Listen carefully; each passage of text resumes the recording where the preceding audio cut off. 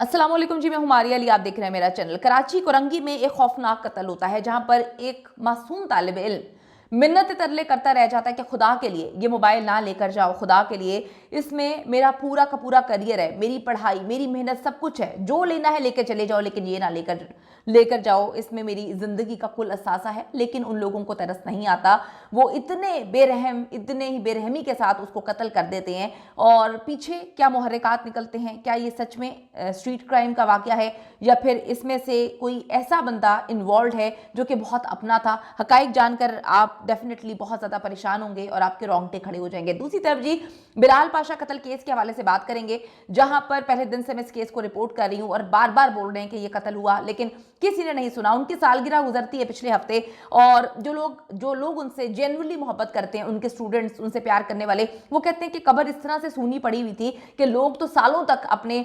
प्यारों की कब्रों को नहीं भूलते। ईद हो, कोई त्यौहार हो, उनकी सालगिरह हो, लेकिन बिलाल पाशा की कब्र इतनी सूनी पड़ी हुई थी उनके अपने ही गांव में, उनकी अपनी ही जगह पर, जैसे उनको कोई पहचानने वाला, जानने वाला, उनसे कोई प्यार करने वाला नहीं है, सारे ही चले गए। आज की वीडियो में हम इस पर बात करेंगे। वीडियो ज़रूर गौर से समझिएगा और देखिएगा, और ये बात समझने की कोशिश करिएगा कि हमारी ज़िंदगी कितनी सस्ती है, या हमने अपनी ज़िंदगी इस हद तक सस्ती बना दी है अपने अपनों पर एतबार करके, अपने अपनों के साथ जो है प्यार और मोहब्बत करके। आप देखेंगे कि कराची में ये अफसोसनाक वाक़या पेश आता है, जहाँ पर जब ये वाक़या पेश आता है, सबको ये बात पता चलती है, तो एक मामूली सा मोबाइल, उस मोबाइल के लिए एक लड़के की जान ले लेते हैं। लोग सर पकड़ के बैठ जाते हैं। मुझे अच्छी तरह याद है कि इसी तरह से तारिक मतीन साहब के भाई को भी कत्ल किया गया था। वो बेचारा अपने काम से काम रखने वाला इंसान था, और कराची का जो स्ट्रीट क्राइम है, जो क्रिमिनल्स हैं, जो सड़कों पे घूम रहे हैं, उसके बाद भी भुट्टो जिंदा है, और ये चाहते हैं कि भुट्टो जिंदा रहे और पूरे मुल्क में इसी तरह से भुट्टो जिंदा रहे। तो अल्लाह की पनाह, अल्लाह हम सबको अपने हिफ्ज़ मान में रखे। बड़ा अफसोसनाक वाक़या पेश आया था, जहाँ पर ये डकैती कर रहे थे, स्नैचिंग कर रहे थे मोबाइल, और मज़ामत पर इस नौजवान को कत्ल किया गया था। कराची का इलाका है अल्लाह वाला टाउन।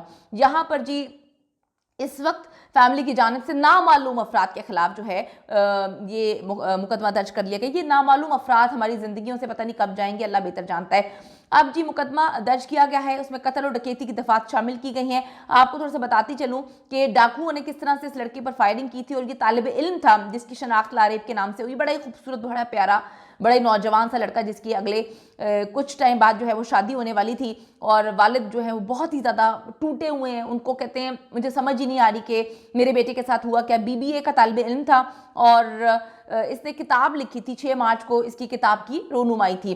किताब के सारे डॉक्यूमेंट्स, हर चीज़ जो है वो उसने जो है मोबाइल के अंदर सेव की हुई थी, डेटा वगैरह अपना। बताया वालिद की जानिब से कि लारेब घर से जिम के लिए गया और अपने दोस्तों के साथ था। कितनी अजीब सी बात है कि कोई ना कोई अपना मौजूद होता है जब इस तरह के वाक़यात होते हैं। और वो मोबाइल छीनने की कोशिश कर रहे थे। उन्होंने बताया कि सारा का सारा किताब का डेटा मौजूद था, जिसकी वजह से वो काफ़ी ज़्यादा मज़ामत कर रहा था। वो जो है काफ़ी ज़्यादा उनको मना कर रहा था कि खुदा के लिए ये ना लेकर जाओ, जो मेरे पास और कुछ है तुम ले जाओ। लेकिन इस तरह से मज़ामत पर उन्होंने गोलियां मार दी। ये स्ट्रीट क्राइम कराची की जान ले गया, नौजवानों को ले गया, कुछ नहीं छोड़ा कराची के स्ट्रीट क्राइम ने। फिर भी कहते हैं कि हमें हुकूमत दे दो, हम कराची जैसा बना देंगे पूरे पाकिस्तान को। अल्लाह बेहतर करे जी इस मुल्क के हाल पे। अच्छा, थोड़ा सा बताती चलूँ कि 6 को उसकी किताब की रोनुमाई थी, और सारा डेटा किताब का जो है मोबाइल में था। जैसे कि हम लोग अपनी चीज़ें महफूज करते हैं, इंतहाई अहमियत का हामिल था। दोस्तों के साथ जिम से वो वापस आ रहा था। फिर जो कुरंगी का इलाका है, अल्लाह वाला टाउन, वहाँ पे स्ट्रीट क्रिमिनल आ गए और उन्होंने इससे फ़ोन मांगा। लारेब ने कहा कि बहुत इंतहाई कीमती डेटा है, वो ये नहीं दे सकता। फिर छीनने की कोशिश हुई। छीनना छानी में जो है लारेब पर इन्होंने गोलियों की बौछार कर दी। एक नहीं, दो नहीं, कई गोलियां जो है वो उसको मारी, ऐसे जैसे कि वो कोई दहशतगर्द है। एक गोली लारेब की आंख से आर पार हो गई, और वो जो गोली थी वो जानलेवा साबित हुई। आज लारेब की किताब की रोनुमाई थी, लेकिन अब वो इस दुनिया में नहीं है। कराची में होने वाले इस तरह के स्ट्रीट क्राइम में जाम भाग और जख्मी होने वाले शहरियों के लिए जी कौमी शोक का दिन मनाना चाहिए, क्योंकि कराची के बासियों की कोई नहीं सुनने वाला। और बड़ी मिस्टीरियस बात है कि ये भी कहा जा रहा है कि उनका कोई अपना था जो इसमें इन्वॉल्व है। पुलिस इन्वेस्टिगेशन कर रही है, दोस्तों पर भी इल्जाम लगाए जा रहे हैं। ये तो पुलिस इन्वेस्टिगेशन में पता चलेगा। अभी तो नामालूम अफराद के खिलाफ जो है मुकदमा दर्ज कर लिया गया है। बात करेंगे जी बिलाल पाशा कत्ल केस के हवाले से। ये मेरे पास अल्फाज नहीं है बिलाल पाशा के लिए। तो मैं हमेशा ये बात कहती हूँ इतना काबिल ऑफिसर, इतना काबिल इंसान, इतना बड़े दिल का इंसान, इतना खूबसूरत इंसान, इतना ज़बरदस्त टीचर कि मैं कहती हूँ कि बहुत कम ऐसे जो है नायाब लोग पैदा होते हैं। लेकिन आप पैदा किस तरह से हो गए, आपके बस में नहीं है ना कि आप जिस फैमिली में पैदा हुए या आपके इर्द गिर्द के लोग हैं, आपका इस पे बस नहीं है। उनकी सालगिरह गुजरी है, बहुत सारी चीज़ें तकलीफ दे देती होती हैं। आप लोग मुझे मैसेजेस करते हैं कि आप इस पे बात क्यों नहीं करी। मैं इस पे क्या बात करूं। उनके वालिद ने इस केस को परसू नहीं करना। उनके वालिद ने कहा कि जी ज़्यादा ज़रूरी है बिलाल पाशा के कत्ल से ज़्यादा, कत्ल की इन्वेस्टिगेशन से ज़्यादा बहुत ज़्यादा इंपॉर्टेंट चीज़ ये है कि उनकी जो अकेडमी है उसको वो कहते हैं कि उनका नाम ज़िंदा रखा जाए। तो अकेडमी उनके बाकी घर वालों को सौंप दी गई है, पैसा भी सब कुछ मिल गया उनको। बिलाल पाशा कौन है, मेरे ख्याल में अब तो कोई जानता भी नहीं होगा। उनकी सालगिरह गुजरी, उनके कुछ दोस्त करीबी जो हैं वो उनकी कब्र पे जाते हैं और जाके देखते हैं कि ऐसा लगता है कि यहाँ पे कभी महीनों से कोई नहीं आया, ना कोई फूल ना कोई चादर। और वो कहते हैं कि इतना गमज़दा हमें कर दिया बिलाल पाशा की कब्र ने, उनकी मौत ने, उनके कत्ल ने इतना गमज़दा कर दिया था कि हम सोचते थे कि किस तरह की फैमिली है कि उनके वालिद साहब इंटरव्यूज़ दे रहे हैं मौत के एक दिन के बाद और आराम आराम से सुकून से इंटरव्यू दे रहे हैं।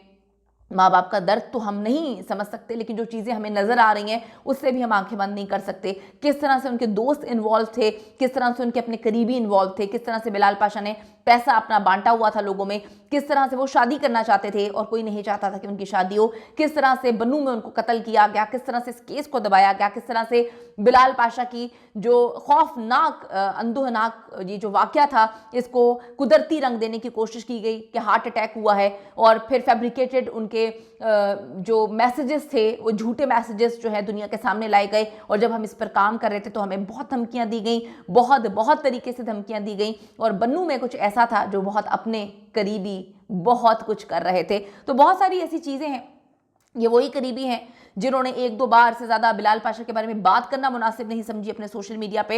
ये वही करीबी हैं, ये वही बिलाल पाशा को रोज़ लूट के खाने वाले थे, उसके टुकड़ों पे उसके पैसों पे पलते थे, जो बोलते थे कि जी ये एक खुदकुशी है, खुदकुशी साबित नहीं कर पाए। क्या कहते हैं कि अपने हाथ में जब पावर होती है इंसान के तो उसको लगता है कि हम हर चीज़ दबा सकते हैं। फैब्रिकेटेड पोस्टमार्टम रिपोर्ट, झूठी कहानी उनके दफ्तर में सुनाई गई, झूठी कहानी उनकी फैमिली को बताई गई, फैमिली में से लोगों की इन्वॉल्वमेंट थी, बहुत सारी ऐसी चीज़ें थी। बिलाल पाशा ने अपनी आंखों से सब कुछ देखा है। यकीन करें क़यामत के दिन वो आप लोगों को माफ़ नहीं करेगा। आपने ना हक उसका कत्ल किया है। और मैं हमेशा इस बात को बोलती हूँ कि जो गुनाह करने वाला है ना उसके साथ गुनाह के बारे में जानने वाला, उस पर खामोश रहने वाला, वो भी उतना ही गुनाहगार है। तो हम तो आजकल बात करके बंद हो जाएंगे, लेकिन बिलाल पाशा आप लोगों के गिरेबान पकड़ के रोज़े क़यामत आपसे सवाल करेगा कि तुम लोग तो मेरे अपने थे, तुम लोगों ने मेरे इंसाफ के लिए ज़रा बराबर भी आवाज़ नहीं उठाई। अल्लाह ताला जी पैसे की भूख इतनी ज़्यादा ना करे हमारे अंदर कि हमें सही और गलत की पहचान भूल जाए। पैसे की हवस हमारे अंदर इतनी ना करे कि हम अपने अपनों को भूल जाएं और अपने अपनों को इस पैसे के लिए जो है उनकी ज़िंदगी अजाब कर दें या फिर उनको मार भी दें।